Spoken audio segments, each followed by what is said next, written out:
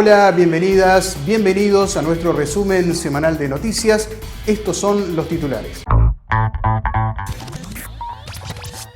La Central Obrera Boliviana comenzó una huelga por tiempo indefinido ante la postergación de las elecciones en ese país. La Corte Suprema de Colombia ordenó la detención del expresidente Álvaro Uribe por un delito de soborno y manipulación de testigos. La Organización Mundial de la Salud dice que quizás nunca haya una solución para evitar el coronavirus. El Senado de la República Argentina aprobó la ley que regula el teletrabajo. Los chilenos y chilenas iniciaron el proceso de retiro del 10% de sus pensiones. Los incendios en la Amazonía brasileña aumentaron un 28% en julio frente al mismo mes de 2019.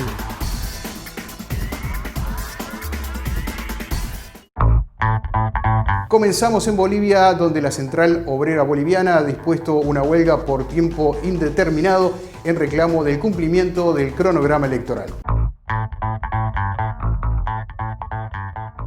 Bolivia vive desde esta semana una jornada con bloqueos y manifestaciones de sectores sociales que exigen que las elecciones sean el 6 de septiembre y no el 18 de octubre, como anunció el organismo electoral del país. Algunos puntos de las protestas están en Sencata, una zona de El Alto, ciudad vecina a la ciudad de La Paz, que conecta ambas ciudades con el resto del país, y en Cochabamba, donde se obstruye la conexión de una de las vías con el oriente del país. Cientos de personas en plena vía impidieron el paso de vehículos en cumplimiento del paro indefinido convocado desde el pasado lunes por la Central Obrera Boliviana. La Central de los Trabajadores y Trabajadoras Bolivianas decidió aplicar como medida de presión un bloqueo nacional de caminos. El ente electoral boliviano expuso las razones por las que se fijó la nueva fecha de los comicios, ya aplazados desde el 3 de mayo pasado, bajo el argumento del incremento de contagios de COVID-19 en el país. Por su parte, la Confederación Sindical de Trabajadores y Trabajadoras de las Américas, CSA, expresó su solidaridad ante el llamado a movilizaciones de la Central Obrera Boliviana frente al agravamiento de la situación económica, social y política en el Estado plurinacional de Bolivia.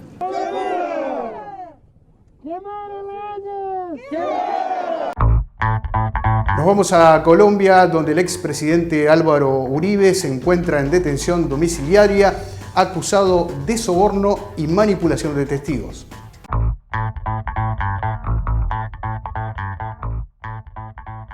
La Corte Suprema de Justicia de Colombia ordenó la detención del expresidente y senador Álvaro Uribe Vélez dentro del proceso que cursa en su contra por un presunto fraude procesal y manipulación de testigos.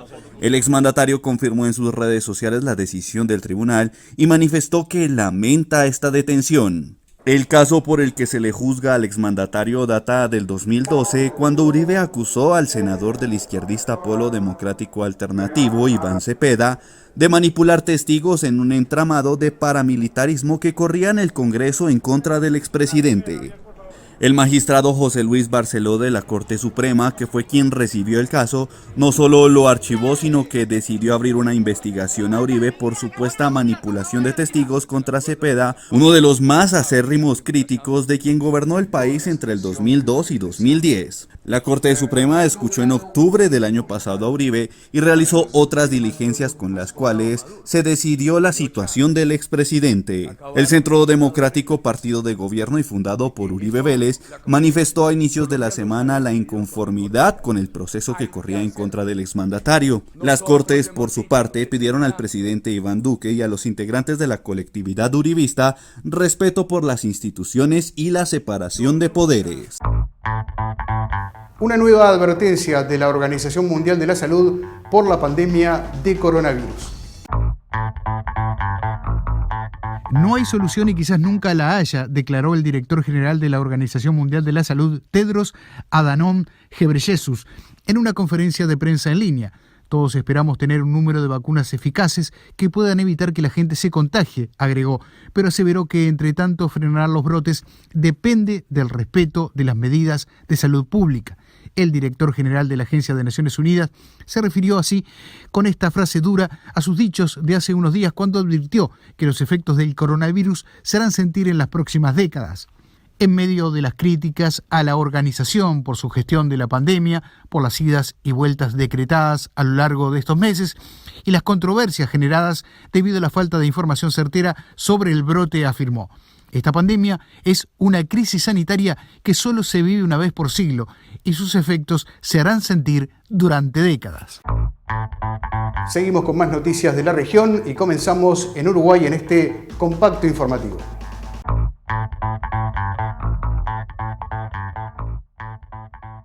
En Uruguay, la Central Única de Trabajadores y Trabajadoras PIT-CNT podría recolectar firmas para frenar la ley de urgente consideración recientemente aprobada por el Parlamento, según dijo el presidente de la central sindical, Fernando Pereira. Bolivia clausuró el año escolar 2020 por el coronavirus. Todos pasan de año sin aplazos. El ministro interino de la presidencia, Yerko Núñez, confirmó la polémica medida. Tomaremos la decisión porque principalmente los niños del área rural no tienen internet, intentó justificar el funcionario. Las muertes por COVID-19 en Perú podían ser más del doble que las registradas. Hubo 53.000 decesos por encima de lo normal. Se trata de un aumento del 112% de la mortalidad para el periodo comprendido entre marzo y julio. El juez del Tribunal Contencioso Electoral de Ecuador, Fernando Muñoz, dejó sin efecto la resolución del Congreso Nacional Electoral en la que se dispuso suspender a 4 movimientos políticos, entre ellos al que encabeza el expresidente Rafael Correa.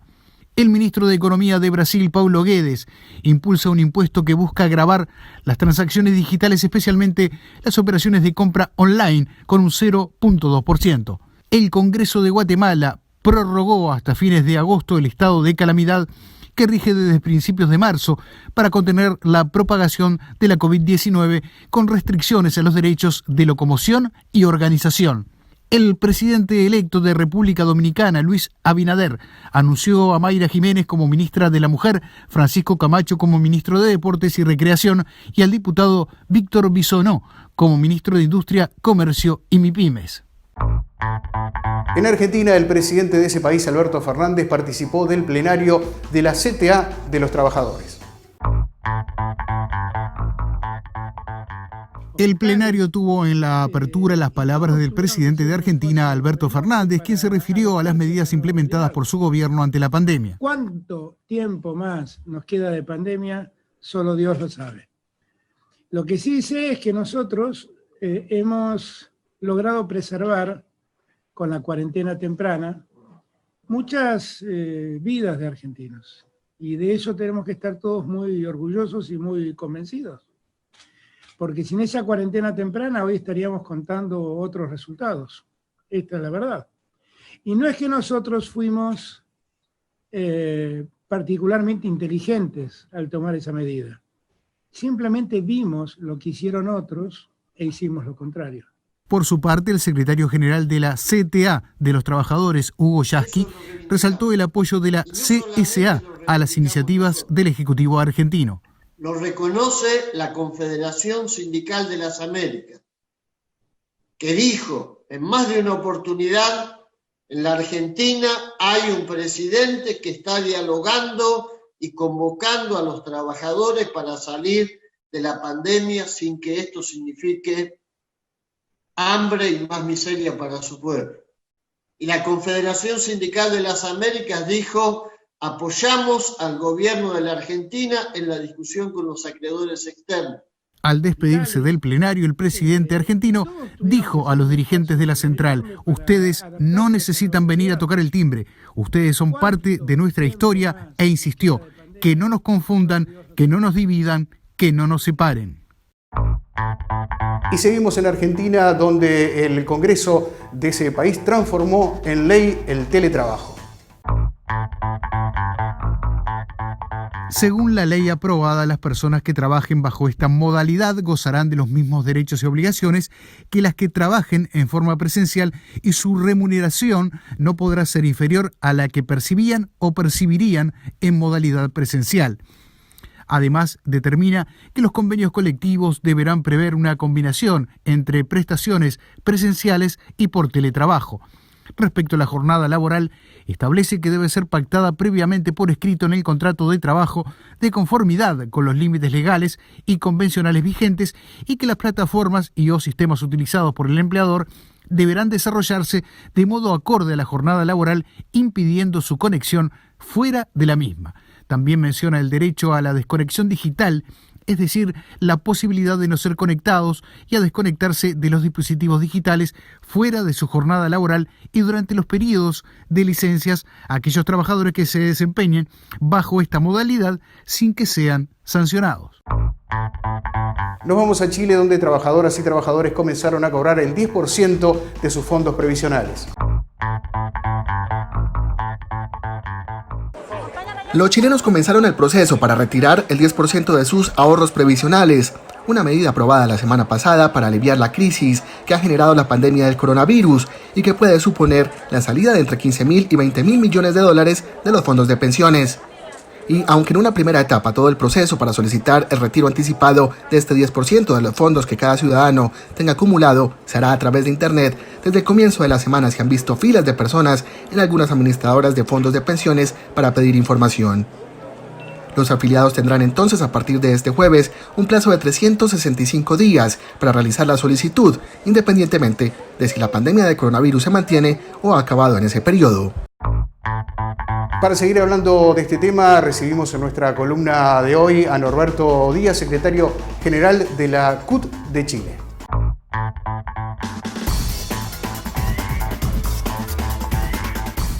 Tres millones de trabajadores chilenos hoy día están sin trabajo, están desplazados del mercado laboral. Por eso el retiro del 10% de sus ahorros de fondos de pensiones de un sistema que condenamos y al cual nos oponemos es una solución parche como respuesta a un gobierno que ha sido incapaz de dar solución a la crisis sanitaria, pero también económica y social que viven las familias chilenas. Por eso hemos respaldado el retiro de este 10%, pero también por eso respaldamos que se termine con el sistema de capitalización individual, que se termine con el sistema AFP, que ha llevado antes de esta pandemia a millones de chilenos a la miseria, a la gran mayoría de la familia, a nuestros padres y a nuestros abuelos, a vivir su vejez con pensiones miserables que no se merecen después de una larga vida laboral en un país que se dice tan rico como es Chile. Y los incendios en la Amazonía brasileña aumentaron un 28% en julio comparado con julio del año 2019.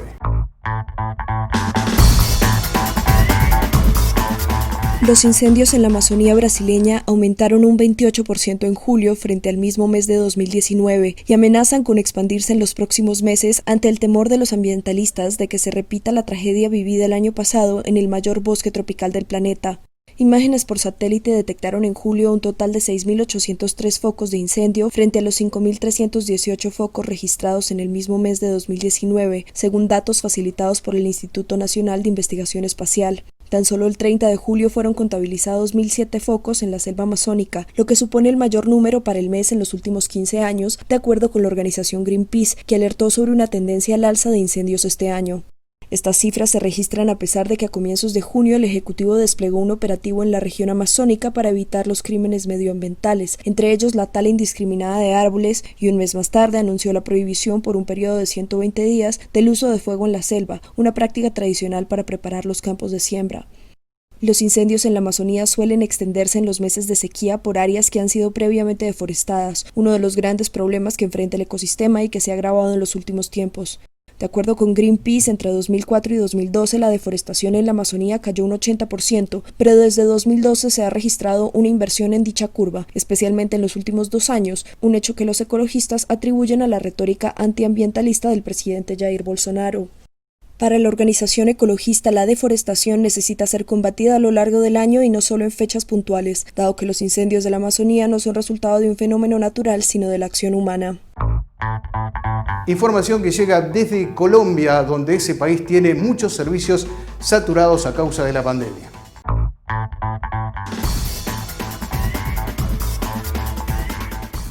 El crecimiento de la pandemia de coronavirus en Colombia empieza a pasar factura a hospitales y servicios funerarios que ya están colapsados en varias ciudades del país. al tiempo que aumenta las denuncias por la falta de información sobre enfermos y fallecidos, incluso cadáveres extraviados.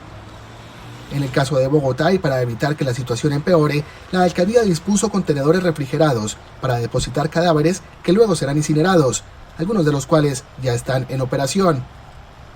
La capital colombiana tiene 9 cementerios, 4 de ellos administrados por la alcaldía y 5 privados, y cuenta con 13 hornos crematorios, 6 de gestión pública y 7 a cargo de empresas privadas, que ya no dan abasto para atender la emergencia. Lo cierto es que desde el inicio de la pandemia se habló de la urgente necesidad de fortalecer el sistema de salud y de hacer más pruebas para detectar contagiados, entre otros asuntos. Y en Ecuador, organizaciones sindicales le reclaman al gobierno por medidas concretas ante la crisis.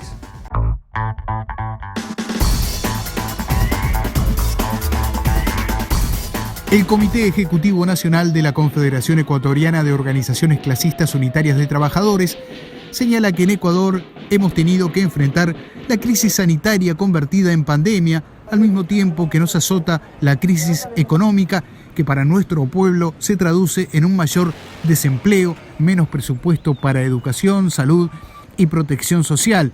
Encima de todo, soportamos la corrupción galopante que campea en todas las instituciones públicas y privadas, que amenaza con destruir las instituciones democráticas como la Asamblea, la Justicia y el Gobierno Nacional. Nuestras organizaciones sindicales hemos realizado varias acciones reclamando medicina y comida para el pueblo bajo la consigna "Primero la vida antes que el pago de la deuda externa", afirman las organizaciones sindicales ecuatorianas en un comunicado. Nos vamos ahora a Panamá, donde trabajadores protestan por cambios al Código Laboral.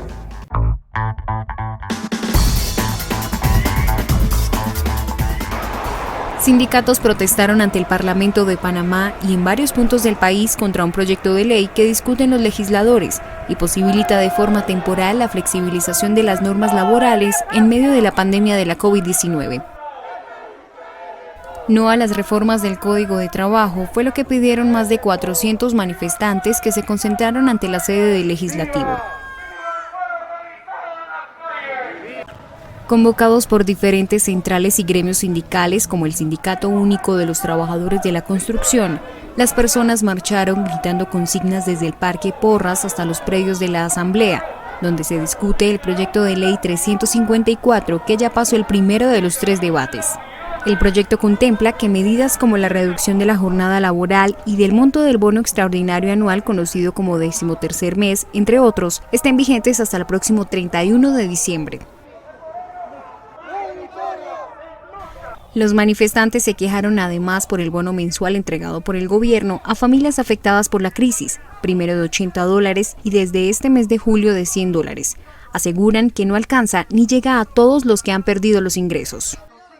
Cada provincia, el pueblo humilde, honesto y trabajador sale a levantarse contra las reformas laborales, pero le está exigiendo al gobierno de Cortizo vida digna. Como mínimo un bono de 500 balboas para resistir el cerco sanitario que no se convierta en hambre como hasta hoy. Un centenar de policías custodió el recinto legislativo durante la manifestación, que se efectuó pacíficamente con una significativa participación femenina, mientras en otros puntos del país también hubo movilización de trabajadores en rechazo al proyecto de ley. El presidente del Comité de la Juventud para Trabajadores de las Américas, Gustavo Padua, nos presenta la columna vinculada a Juventud y Pandemia. Nós acompanhamos com muita preocupação os desdobramentos da pandemia no mundo do trabalho em todos os países do continente. As informações preliminares tratam da perda de milhões de empregos e das perspectivas de lenta recuperação econômica. Se as dificuldades encontradas pelos jovens trabalhadores antes da pandemia já eram significativas, elas agora se tornaram ainda maiores. É importante que os sindicatos, entendendo essa realidade, atuem no sentido de corrigir essas distorções. E é importante que essas distorções sejam corrigidas em diversas frentes de trabalho.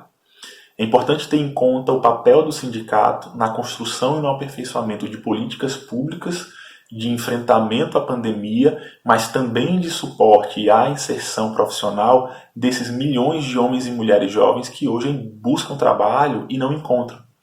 É importante também ter em conta a capacidade de atuar no âmbito das negociações coletivas, visando proporcionar ferramentas que auxiliem nesse processo também. Os desafios são grandes, nós sabemos, mas o momento exige de nós muita transparência, muita cautela, mas mais do que nunca muito trabalho. Os trabalhadores e as trabalhadoras do continente dependem de nós para isso, y es nuestra misión. Nos vamos ahora a Ecuador, donde se mezcla la gastronomía, la cultura y un volcán.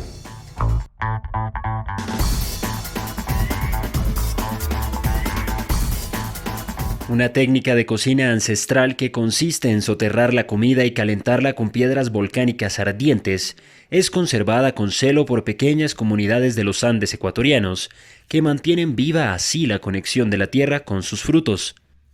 En medio de cerros y valles de la provincia andina de Imbabura se encuentra la pequeña comunidad de La Magdalena, en la localidad de Angochagua, donde los pueblos quichuas caranquís guardan el secreto de este sabor culinario. Se trata de la pachamanca, que ha servido durante siglos entre los pueblos indígenas de la Sierra Ecuatoriana y que en la actualidad sirve de reclamo turístico para no dejar caer en el olvido esta tradición. El emprendimiento familiar Pondo Guasí, que en lengua quichua significa casa de la vasija de barro, convierte la tierra en una olla, donde los sabores se mezclan gracias a las piedras volcánicas, provocando una explosión única de sabores. El propietario del lugar, Alexis Criollo, explica la importancia que representa esta tradición para su comunidad. Hoy por hoy sabemos que los jóvenes, los indígenas, ya no les interesan, ¿no? E incluso nosotros mismos como ecuatorianos ya no nos interesa conocer sobre nuestra cultura, preferimos salir a otros lugares, a otros países, a conocer culturas de ellos, en poder agradecer a la Madre Tierra por todas las bondades que ella nos da. Los indígenas ecuatorianos acostumbran a realizar un ritual energizante para quitar la negatividad y pedir permiso a la tierra para poder cocinar y disfrutar de los productos que de ella emanan. La tierra nos da de comer, ¿no? Nosotros vivimos encima de ella y a veces nosotros somos malagradecidos. Lo único que hacemos el ser humano es poder explotar, botar árboles, contaminar el agua, botar basura en las calles. El principio de la pachamanca es crear una especie de olla de presión en un hueco de la tierra, donde se colocan las piedras volcánicas previamente calentadas a fuego como una base, sobre la que se disponen hojas de chilca que hacen las veces de aislante. Sobre ese hueco cavado se reparten alimentos vegetales como el maíz o habas y diferentes tipos de carne. Soy José Sena, desde la sede continental de la CSA en Montevideo, Uruguay. Gracias por acompañarnos.